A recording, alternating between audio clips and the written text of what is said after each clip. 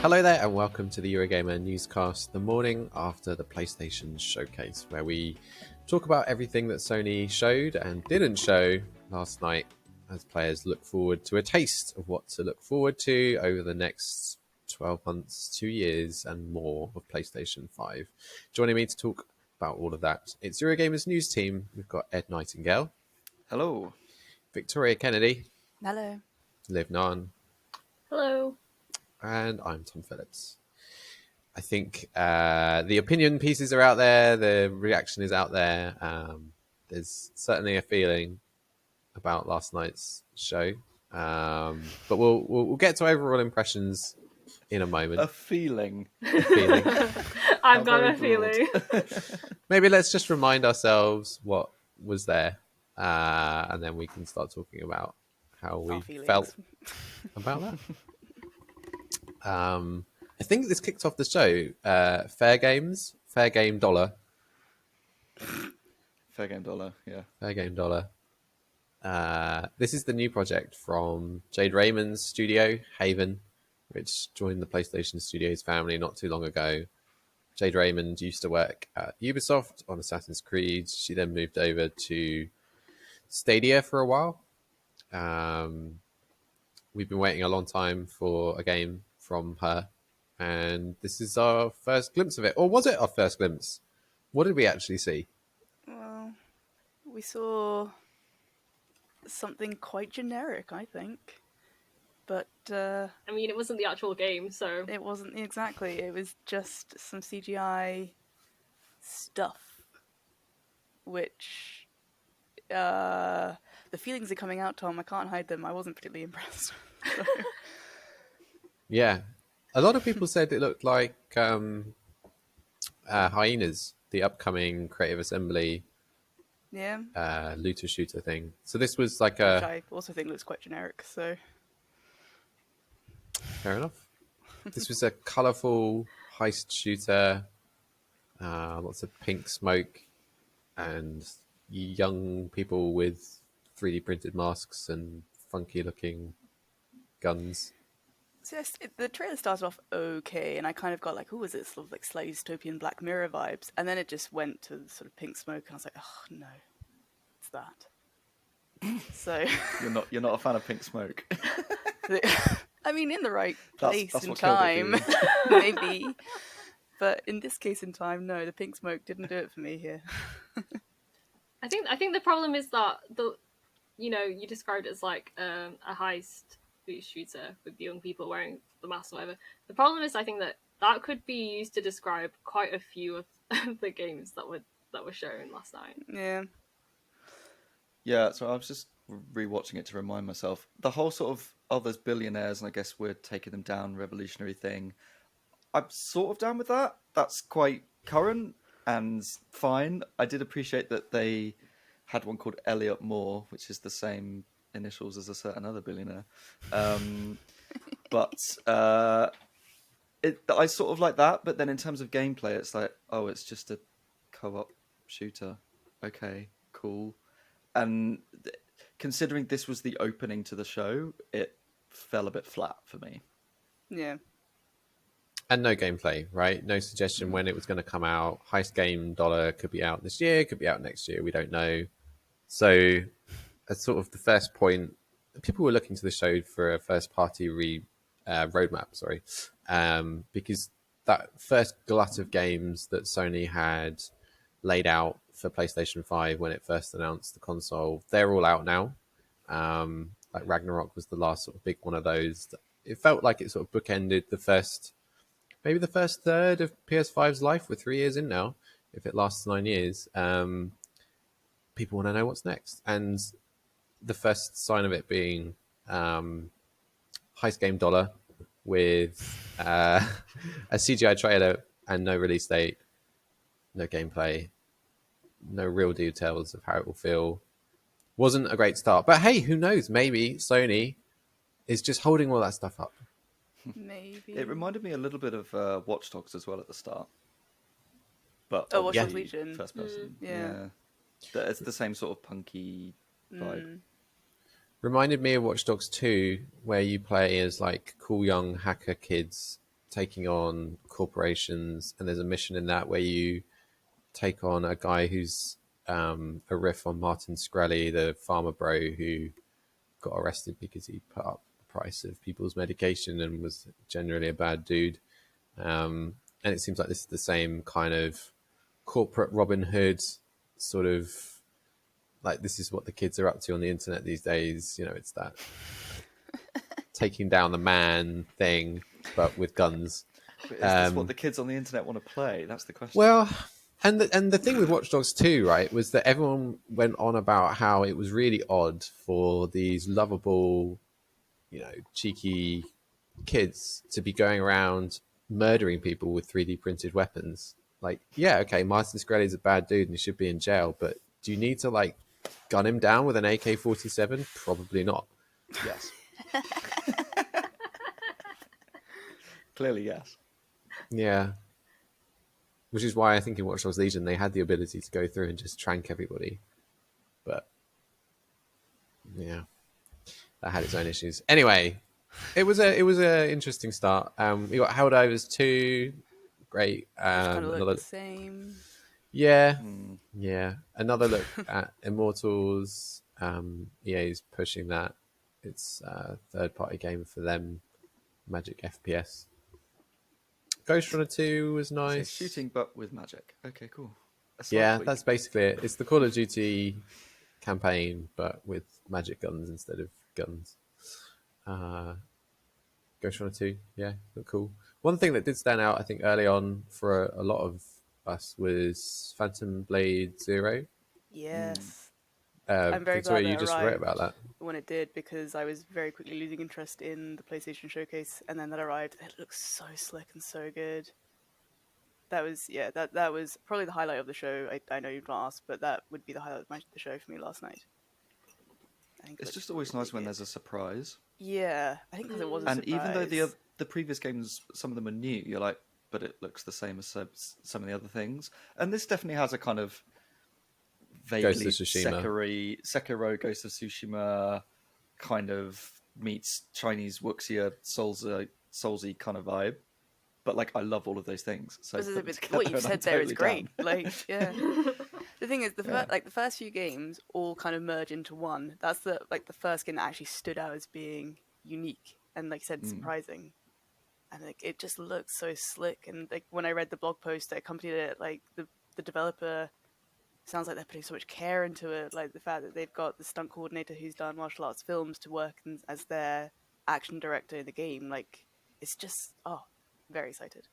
Yeah, the combos look super cool. Yeah, that's what I'm most interested in seeing, how that actually plays, because like wuxia is very like choreographed, obviously, when you think about like martial arts films and stuff. So I really want to know how that translates into gameplay, because it looked amazing in the trailer. Yeah.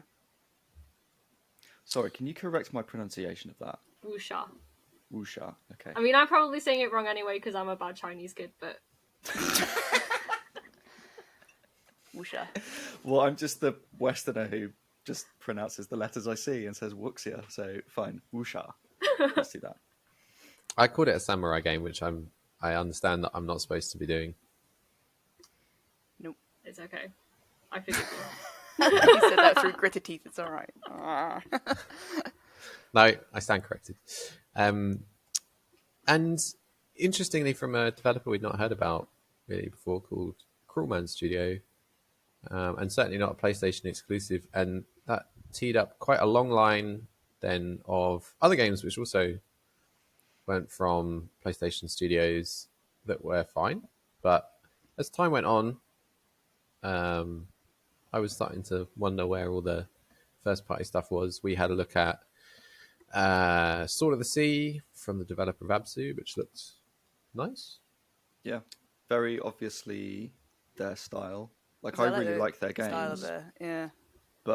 And it's kind of hoverboarding with a half pipe, which is kind of cool. But again, it was just coming to PlayStation. Like, there was no release date. Yeah. Don't know much more. We saw Talos Principle 2, the new game from Gree developer. Never. Yeah, I'm not sure which. Never. I thought It that looks looked lovely, nice. but again, Yeah. it's just there's no gameplay. It's just a sort of artsy trailer. I Cute like the arty wolf trailer. dog thing. When Big dog. Big dog. Greece, what was the first one? Greece. Gris. So I mean, is that's Grease. not like a sequel? That is just its own standalone thing. I think it's its own thing, Right. but they've said that it will have puzzles, platforming, some action. So probably similar kind of vibe, and you will bawl your eyes out by playing it. So yeah. I mean, I was nearly crying just in the trailer, to be honest, when Yeah. the big dog didn't really make it to the end of the 1 minute and 30 seconds. Gris is really lovely, but it's a game all about grief. So it's it's an indie game developer making a sad game about grief, and this might be similar. It does look very similar, but it looks very pretty. Like I love the art style. Yes. And then for people who like tears big to dogs. cats. Yeah. Yeah, that was quite a unexpected sort of left turn from the general like run of the schedule. It didn't really feel like. I mean, I thought it looked quite cute and quite fun, but it didn't really feel like it fitted in with the rest of the showcase. Well, speaking of that, Foam Stars, a game that does seem to be PlayStation exclusive, but What are Square Enix thinking? I don't know. is a Square Enix game. Interestingly, Square Enix last night effectively acted like a Sony first-party studio. We saw Final Fantasy, which is obviously not coming to Xbox anytime soon. Foam Stars also does not appear to be coming to Xbox anytime soon. I doubt it's coming to Nintendo either, because, as everyone pointed out, it's sort of a Splatoon. It's like Square an Enix AI is remaking Splatoon. Squitoon. I actually wouldn't be awful. surprised if that was how it was made. Yeah, maybe that would be like the big thing. It'll be revealed as like, it's an AI game. Look at us moving forward with technology. Like it fits into Sony's. Oh, we really want live action. Not live action. Live service games. But no one's going to buy a PlayStation for Squitoon. Why foam? What? Also, Foam Stars. It's like Bake Off, but for foam. Like what? What's Foam Stars about? And then we'll get the sequel, Foam Stars: The Rivals. It sounds like a Brighton nightclub. Or that. Yeah, it was an odd one, and after that long run of third-party stuff, it was the closest that we got to like a proper PlayStation exclusive for about 20 minutes, and then we went back into it with Plucky Squire, which we've seen a lot of times before. Still looks nice. Still no release date. Still a release date. Annoying. Teardown. Okay. Then we got a big one. Eee. Yeah. Metal Gear Solid Triangle. I mean Complete Delta. with the Metal Gear Solid Triangle music. Sounded which great. is- Triangle. What point in the trailer did everyone realize what it was for? When Snake appeared. Yeah. Yeah. I mean, for me, the same, but also I was writing a story at the time, so I sort of missed the beginning. But then I went back and watched it, and I was like, oh, there's a snake. Okay, sure. So the fact that it was all That like the kinda makes sense. predators of the jungle, and then like the final predator is rising up, Snake. It's I mean, it looked nice, but again, it was just a CGI trailer. It wasn't like there was no gameplay or anything, Right. so I don't really have That's- anything. That's the thing. This should have been a huge announcement of like, Snake is back. This Yeah. is huge. But it leaked beforehand. Everyone was expecting it, and then when it did arrive, it was literally just, here's his face coming soon.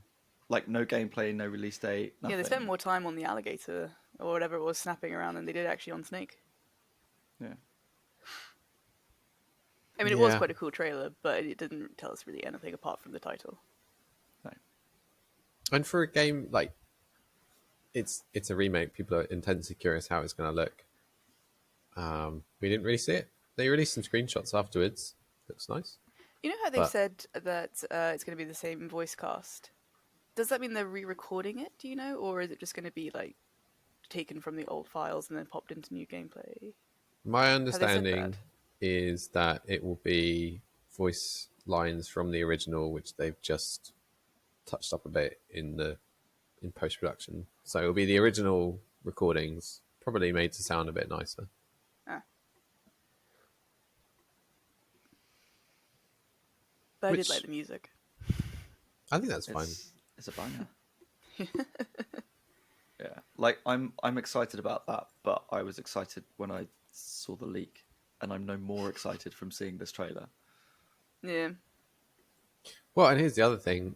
It wasn't on the trailer at Sony's showcase, but it was swiftly confirmed afterwards, as expected. This is also coming to Xbox and PC. So, not even... I mean, great announcement, great to have as part of your showcase, but for people looking for that roadmap from PlayStation, from its own first parties and its own big exclusives, you can't really count Metal Gear Solid as one of them, even though it was there last night. I mean, we can't Also, we're getting count the 90% of them.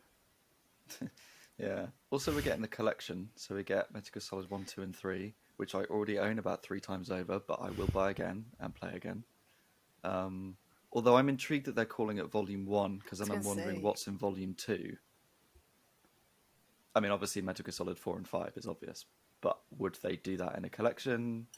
Will they put in some others? Will they put in PSP games? Can we get the Twin Snakes from the GameCube? Is that you asking them? Can we, please? Yes, please. That was my introduction to Metal Gear. I loved it. Yeah. Ed, what did you think of the Final Fantasy 16 trailer? I tried not to watch it, if I'm honest.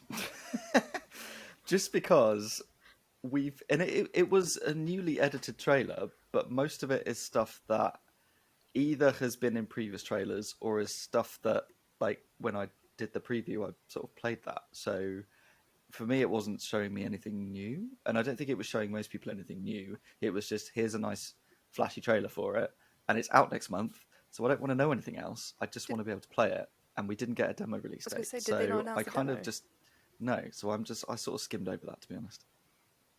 As much as I'm looking forward to it. I'm surprised they didn't announce the demo. I thought a demo would be announced last night. Yeah, that was I prime think a lot time, of people but did. No. Yeah. Because if it's out next month, they're kind of running out of time. Not running out of time to have the demo, but surely it's coming Well, soon. A lot of their games that they've released recently have had demos, and it's usually play the first chapter and it carries over into the main game. But that's been a week before the release, generally, or 2 weeks maybe. So I think they're just following that pattern. So I Do you think think you'll have to wait. You'll have to wait till June. Will they announce it and say demo available now? Like they'll announce it and then it will be there. Yeah, probably. At least we know the release date of Alan Wake 2, which was up next. Yes. Although, again, not an exclusive. I have not played Alan Wake 1, but this is making me want to go back and play it. Do it. Do it. It's Is it? good. It's I really a liked it. cult classic, which is to say it's sort of 7 out of 10. I Fun. think it was I enjoy 7 out of 10. Yeah. I'm a Sonic fan. I respect you for saying that. such damning praise there. This one looks good though. I appreciate that it's sort of horror, but it seems very psychological, which is much more interesting Yeah. than jump scares. They have said with this one that they've talked about how it's more like survival based as well this time. I think it looks really good. It's very psychological, I should say. Okay. Very psychological, especially the first one. Took me a while to. I thought it looked pretty as well, and they have since said that it's all of that was running on a PlayStation 5. Yeah. It's funny to see some of the games last night, which came out a while ago and sort of got kind of relatively positive, but like not system seller responses now, with the sort of wrapper of nostalgia attached. Dragon's Dogma, which we'll get to in a second, is another one of these. Suddenly being like, oh, that's coming. Oh my goodness. Well, next up there's Assassin's Creed Mirage. Is that where you're Oh. going with this? Yeah, again, another release date.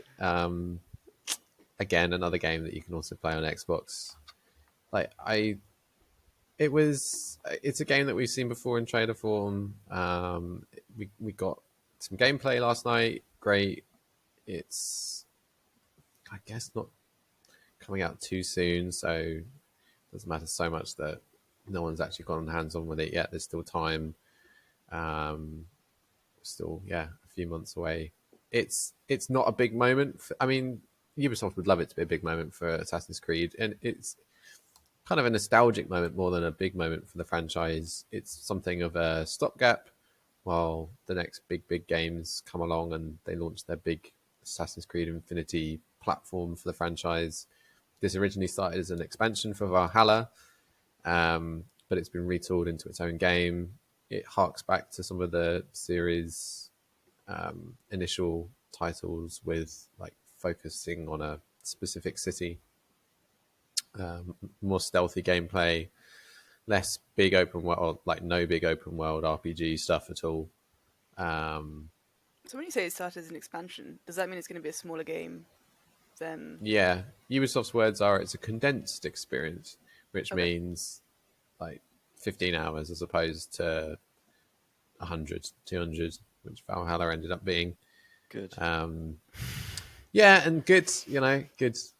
I think it's good that I think what's good with Assassins at the moment is that they are planning for a future where games can come in all shapes and sizes, and you don't just need to have the 2-yearly enormous 200-hour game that costs so much to make. They then have to monetize it repeatedly for like the next 2 years, and everything gets thrown into that, and they're stuck with these sort of big locations. Like I'm quite up for a 10-15 hour game set in Baghdad. Great. I just love the lady's voice from that. Yes. And I wish I could remember her name, but it's just, her voice is wonderful. I don't want to butcher it, but yeah, she's brilliant in everything that she does. She was in Destiny. She was in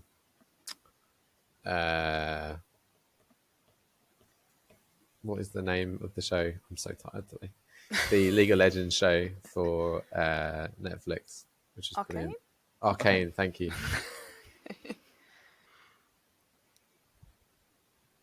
But yeah, another thing you can play on Xbox. Same with Revenant Hill, I think. For Xbox. Yeah, Maybe. I think maybe, or was that a console exclusive? I mean, I'm not sure. Night in the Woods came out on everything, so I imagine this would be the same. Doesn't sound very PlayStation exclusive. I think it's on Steam as well. Okay. Not Xbox, potentially. Yeah, we were still searching for first-party gameplay at this point. We saw Street Fighter's story mode, a few more bits and pieces. Dragon's Dogma 2, which was a nice announce. Again, not exclusive. Nice that it's there. The people who like it will be happy. Yeah, and then we got into the PlayStation VR 2 section. And that's all we'll say about that. I mean, like, what is there to say? Did anything there convince you to spend 400 quid on a PlayStation VR 2 headset? I mean, nothing convinced me to spend like 500 on a PS5, so, you know. There's nothing, I don't know, PSVR 2, they keep saying, like, even recently Jim Ryan was saying about how there's, going to be plenty more titles to come this year and beyond, but there's still nothing, they need to announce Half-Life Alyx, really. That's, like, there's nothing there. Like, I think Beat Saber looks like a lot of fun, but it's kind of game, like, if I was around with friends and they had it, I'd give it a shot, but it's not something that I'm, and yeah, I don't know, that's my opinion on. See, But, I mean, for people that like it, go for it. I have a VR2. I didn't pay for it myself. It was someone I live with. So I have one, but there's nothing here that I'm like, oh, I'm going to drop money on buying that. Like, Beat Saber is great. I love that game. I've played it quite a bit. But if you've already got it on VR1, it's a free upgrade to 2. So it's kind of just it's not like a system seller for VR2. And then the other 4 games shown all have guns in them. And there's so much more to VR than just shooting a gun. Like, one of my personal favourite VR games is Moss, and that doesn't have a gun in it. It has a cute mouse. But it's just the immersion of, like, looking at the world and it being around you. And it just feels like there's a lack of innovation in VR games, or at least judging by this, there is. It's just, oh, you can shoot a gun and point around you, and come up with something else. They all, like we said at the start, the games all look the same. The VR games all look the same. I mean, Resident Evil is, Resident Evil, but it's still shooting a gun. And using a knife. True. Yeah, I'm not convinced. What about? So they obviously had like Horizon Call of the Mountain, and that was kind of touted as being like the launch title with the PSVR 2. If they had something more along that vein, would you be like, if it's not guns but it's still weapons, but it's like arrows and things? Or I wasn't a big fan of that either. So okay, fine. Fair enough. What they needed was a new Astrobot for VR that is bright and colourful, and it's a platformer, it's That'd first be party, and it shows fun. off what VR2 can do. That's what they needed, and they failed. That would be cool. Very quick question before we move on from VR stuff. Do you think that if Sony was intending to at some point put Alex on PSVR 2, they would still just not be talking about it? Like, they would be deliberately holding it back for a point where they feel like, oh, the headset really needs a sales boost right now, or if they're not talking about it now, it's just not coming. It's not happening. I don't think it's happening. I think if they were holding back, that would be a really odd move. I think the fact that it's not been announced yet means it's just not going to get announced. There's no reason to hold it back. It's not selling that well anyway. Yeah. So just get it out. And surely the game's already made. I'm not a developer, but it's just a case of porting it. So surely they would have considered that early, and it's not like it's going to take another 5 years to come out. I don't know. Agree. Then we got into like some first party stuff, and we're just looking down our recap post. This stuff on paper looks like a strong end to the show. We've got a brand new game from Bungie, the conclusion of Destiny 2 after 10 years with the return of Nathan Fillion, another new game from Firewalk Studios, a piece of hardware we'll get onto in a minute, and then an extended look at Spider-Man. And yet people still came away from this showcase pretty whelmed, I would say. Let's go back to Marathon. What did you guys think of that? Well, you said new game, is it? It's a new game. It's not a new franchise. It just looks like Destiny.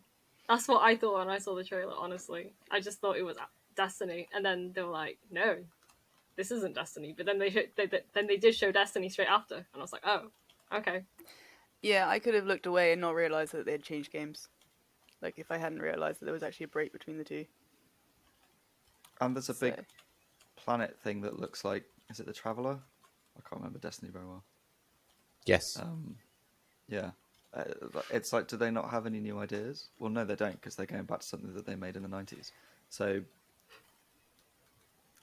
yeah. Also, game with gun, game with gun, game with gun. We've just had 4 games with guns in VR. Like, they might have different colour palettes, but not every game has to have a gun in it.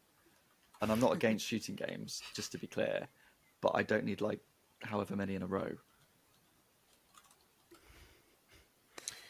Yeah, I don't know why they went back to Marathon, apart from the fact that Bungie really wants to do another Marathon game. It's confusing to people who didn't play the game in the 90s that there was a trilogy of games called Marathon back then, and this is somehow related. It's probably not what the people who did play those games back in the 90s want from a new Marathon game now. And as you said, Ed, some of the imagery was very reminiscent of Destiny, which sort of confuses the whole equation there. It was an odd announce for me, and again CGI, and again cross-platform. Also, the fact that this is Bungie's first new game since being purchased, and like that's what they're coming out with. Like, surely there is Yeah. more to come. I hope so. Well, hasn't Sony said that they're kind of relying on Bungie to be helping with the live service direction? Well, exactly. It makes me think, well, they bought Bungie, but are they just putting them to use with other studios to say, like, Yeah. how do you make an online game, as opposed to, can you come up with something cool and original yourselves? Because this Yeah. isn't it.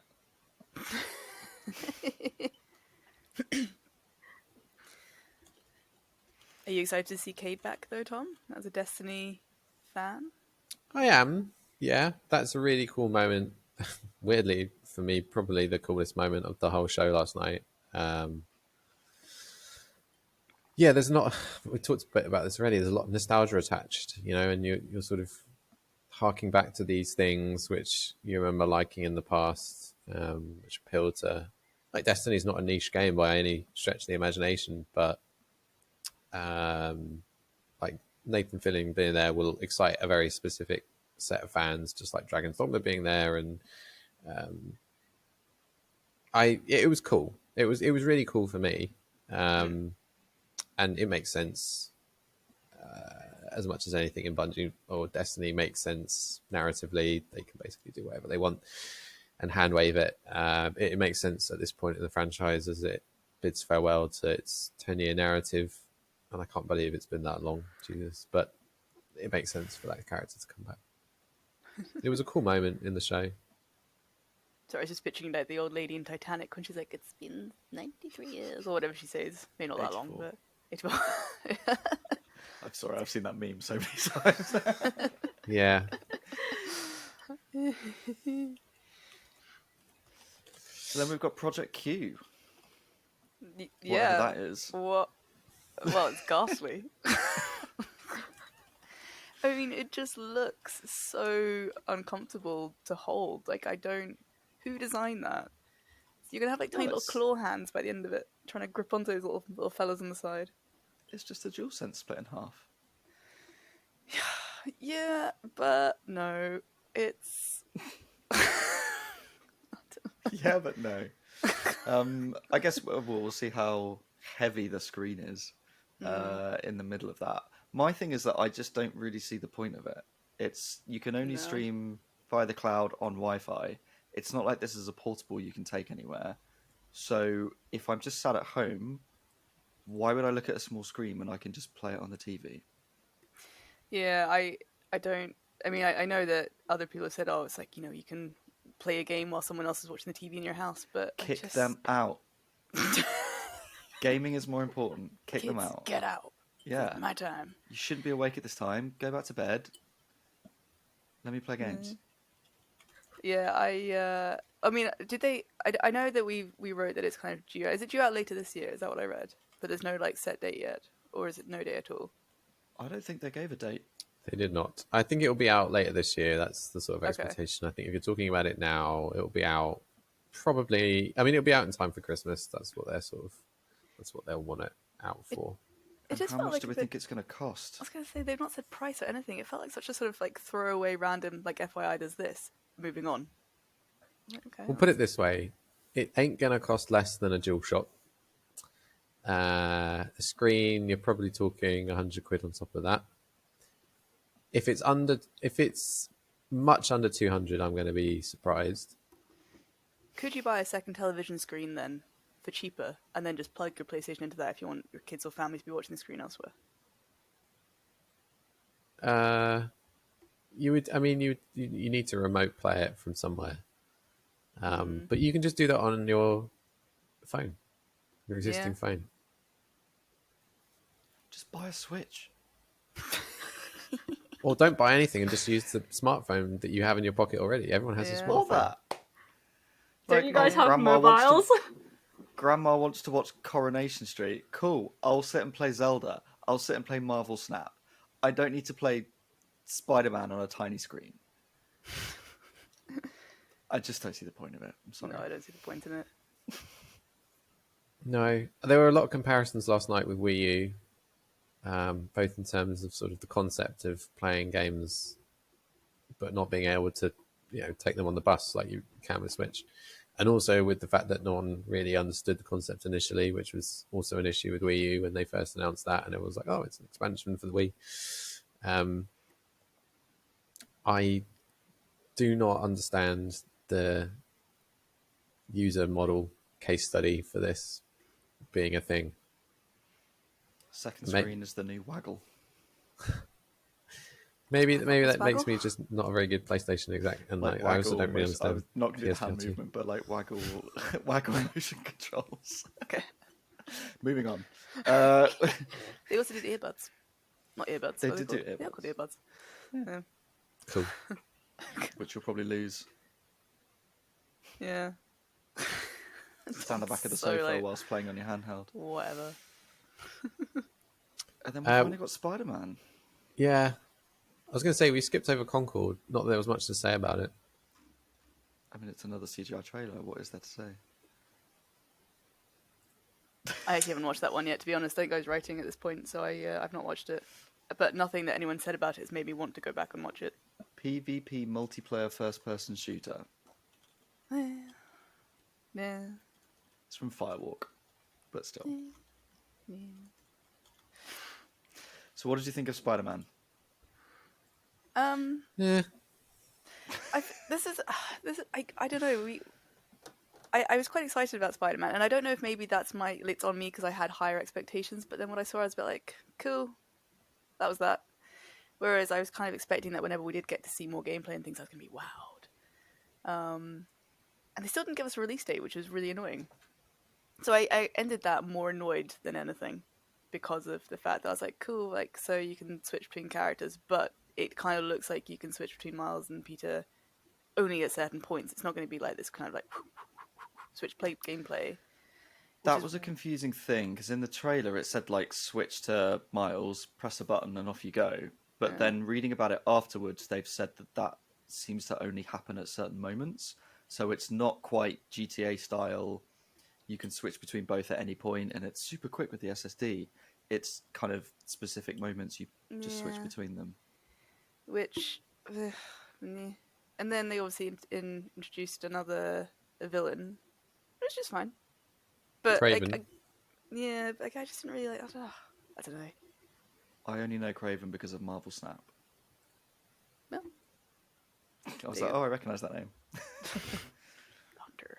It's just more of the same, which I don't know why I would expect anything else but that.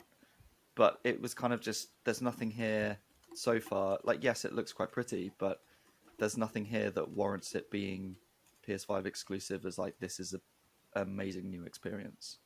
It's kind of just, gameplay-wise, it's just a bigger world. They did show at the start, I think Miles or Peter was in Queens, which wasn't in the original. So I'm presuming it's going to be a much bigger map of New York City. So it's going to be bigger. There'll be more collectibles.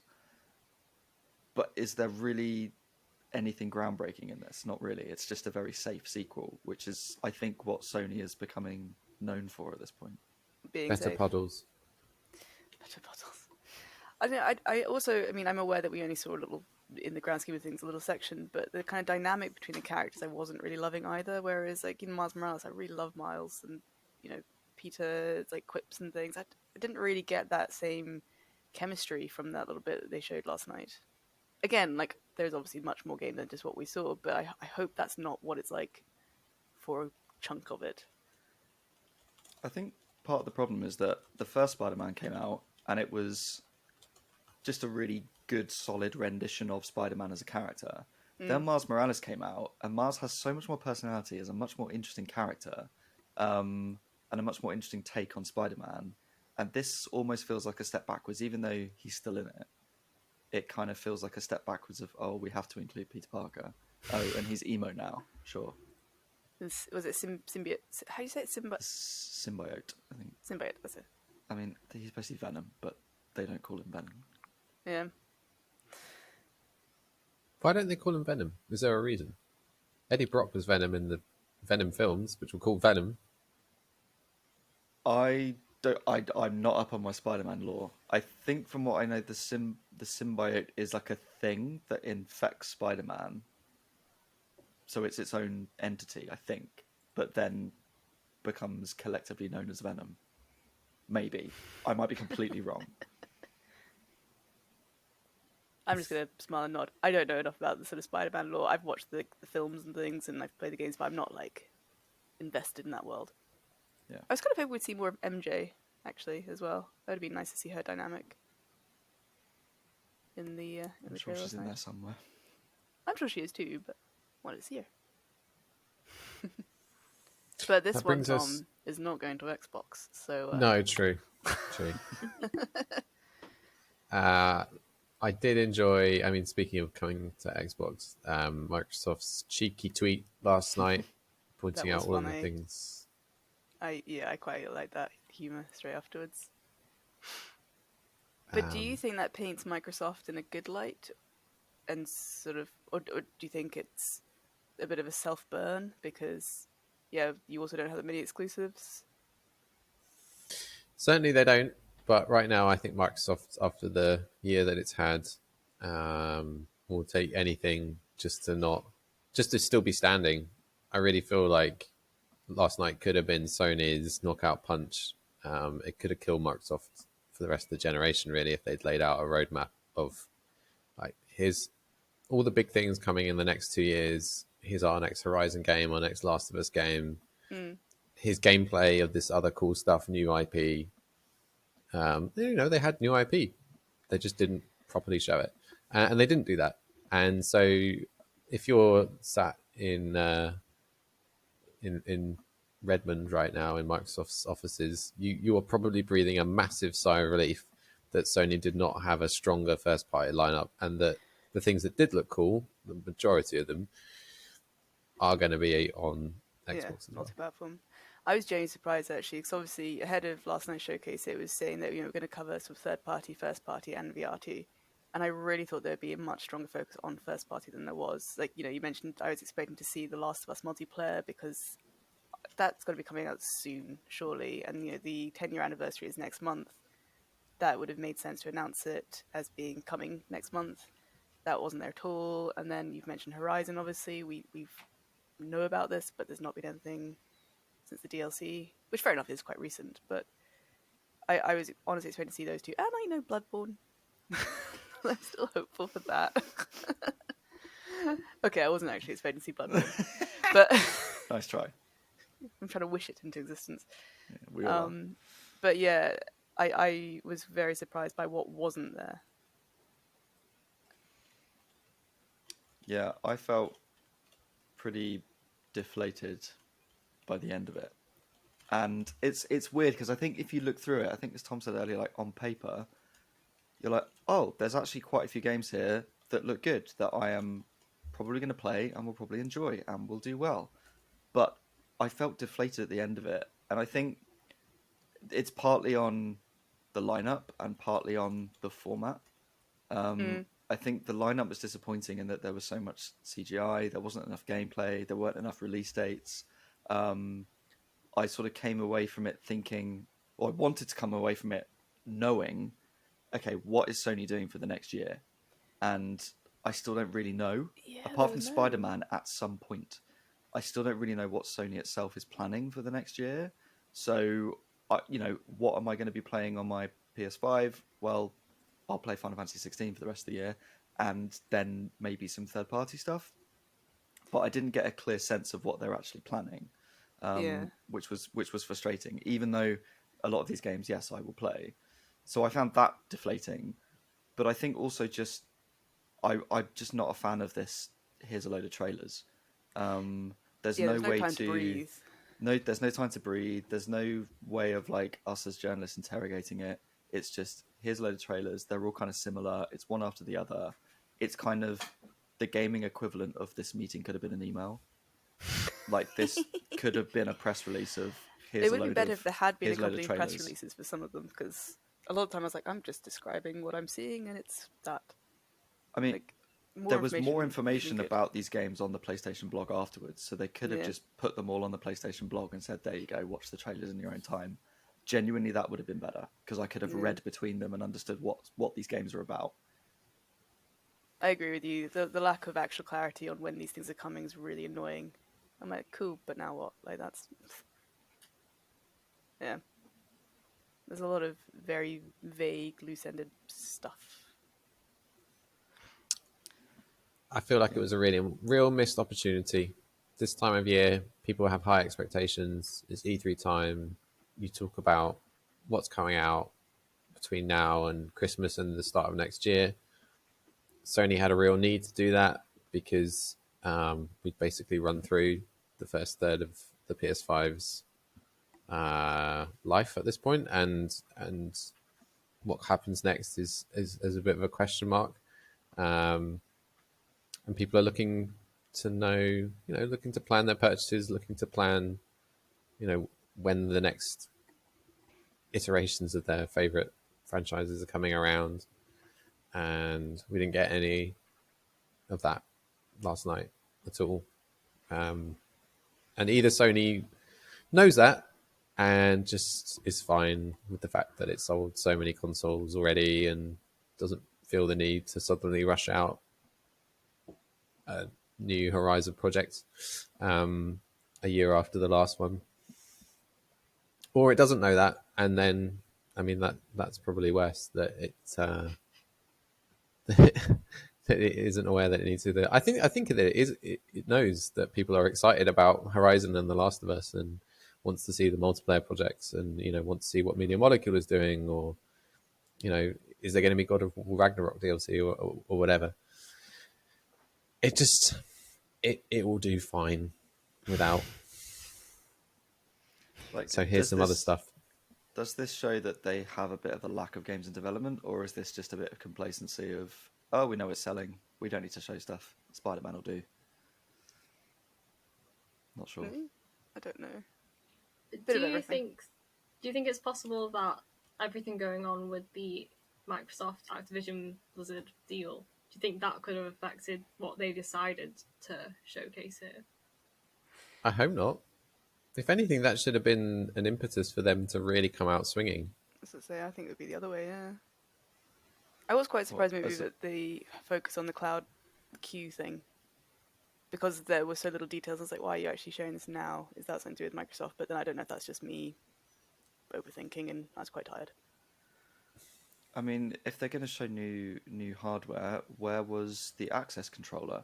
That's a prime time to be like, hey, we've made an accessibility controller. Yeah. They still haven't given a launch date of that. Let's put that in a showcase and show it off properly. Yeah. But they didn't do that. That's a good point. Obviously I've seen the PlayStation blog, but that's good point. With Q, people like hardware. It creates a buzz. It's an exciting moment. It always leaks because these things have to be physically manufactured and patents registered and tested, and physical objects often find their way out into the public domain. So it's good to get ahead of that with an official announce. But it just felt like a niche product, like PSVR 2. Very much. Overall thoughts? I like the. Are we going to score it with the new scoring system? Give it 5 stars. The first 5 stars. Eurogamer 5 stars. I think we should save those 5 stars for something else. Yeah. I don't know. What am I going to give it? Do we do half stars at Eurogamer? No. Oh, sorry. Okay. Because then it would be a 10-point system. Okay. All right. 3. Yeah, because I wasn't overwhelmed, but I wasn't. I was whelmed. I'm going to give it a 3. Liv, what about you? I would give it a 2. I think this was Sony really had an opportunity to come out and give us some good stuff, especially with where Xbox is at the moment, and they just kind of completely fumbled it. There was some cool looking stuff, but there was nothing that made me go to myself I really need to get a PS5. This is the time I should be jumping on and getting one. And there was just nothing that really made me think, yeah, Ed, what about you? I'm also going to go for a 2 out of 5. And it's not because the games look bad, because I think there are some strong games in there. It's more about the messaging and just a bit of a lack of excitement. I feel like Sony needs a bit of a kick up the arse after watching that. So I'm going to give them a 2. I am going to go a generous 3. I don't have a really strong affinity with PlayStation first party franchises. And I quite liked some of the third party stuff that was there. And my 3 is more for like the never, what it's called, like that sort of thing. Yeah. Is your 3 for Cade? I really liked the. There were a few things I really liked actually. Lucky Squire. I can't remember the name of it now. The Chinese action game Phantom Blade Phantom Zero. Blade Zero. That's the one. that looked great. Yeah. That looked really cool. Alan Wake 2, Metal Gear. But the names were They're there, good choices. but at the end of the day, the name on the showcase was PlayStation, and there wasn't enough PlayStation in it. Agreed. Right, and on that slightly disappointed note, we'll leave it there. Thanks, as always, everyone. If you watched this far, it's much appreciated. And thanks to all of you guys here. Ed, where can people find you on Twitter? You can find me at ed_nights. Victoria? I am Little Chop Shop Gal, and I don't really tweet that often, so I keep forgetting. I'm very sorry. But you can follow me if you So like. every week you forget your name. Well, it's because I don't use it. It's like I don't know my own phone number, probably. Like, I just, I don't know. I never call myself. Anyway, Little Chop Shop Gal. Liv, how about you? I am at Just Cast Holy. And I'm at Tom Phillips EG. Thanks for watching, everyone. We'll see you next time. Bye for now. Bye. See you then. Bye.